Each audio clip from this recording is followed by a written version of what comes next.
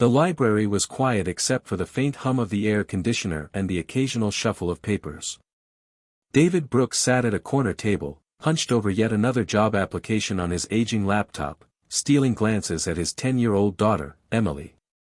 She was seated nearby at a chessboard, her small hands nervously twisting a white pawn. He called softly. Don't make a scene, okay? Just, come sit here with me. She shook her head without looking up. Dad, I signed up. They're letting kids play. David closed his eyes. He hated to say no to her, after everything she'd already lost. After her mother's passing 2 years ago, chess had somehow become her refuge, though he never understood why. To him, it was just another thing they couldn't afford. She even carved her own pieces from old bottle caps. But this was no backyard game. This was a citywide exhibition. And the man at the other end of the table was no ordinary opponent. Jonathan Pierce. The CEO of one of the largest tech companies in the country.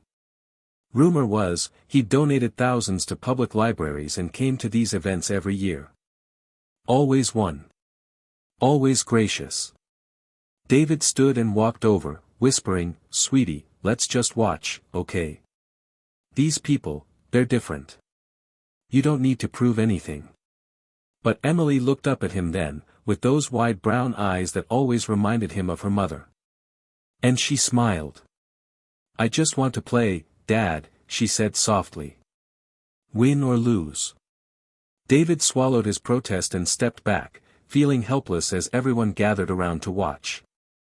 The clock ticked. The CEO extended his hand, smiling politely at the little girl in her faded sneakers. "You're Emily?" he asked.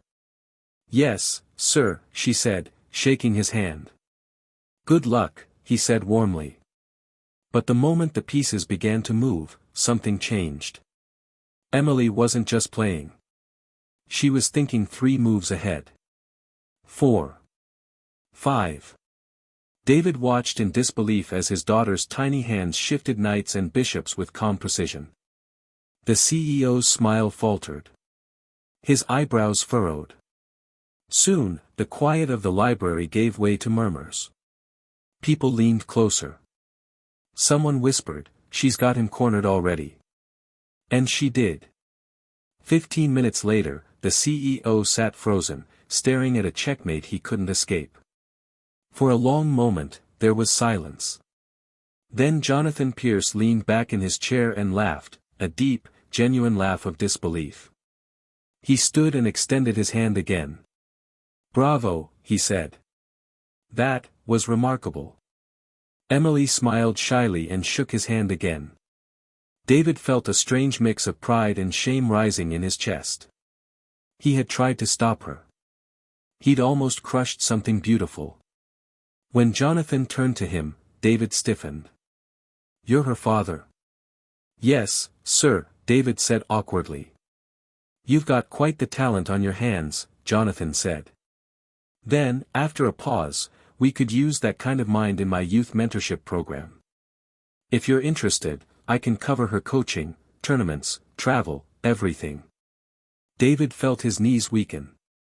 I couldn't ask you to." "You didn't ask," Jonathan said, smiling. "Sometimes, all someone needs is a little help making their first move." Tears pricked David's eyes as he nodded. Later that night, walking home in the cool air, Emily clutched his hand and looked up at him. "See, Dad," she said quietly. "You don't have to be rich to play. You just have to try." David swallowed the lump in his throat and squeezed her hand tighter. "No," he said, his voice breaking just a little. "You just have to try." And that night, for the first time in years, David didn't worry about what tomorrow would bring. Because he'd seen what one small act of kindness, and one fearless little girl, could do. Sometimes, the smallest pawn can change the whole game. A story about faith, compassion, and letting others shine. For anyone who's ever doubted they belong, remember, your first move could change everything.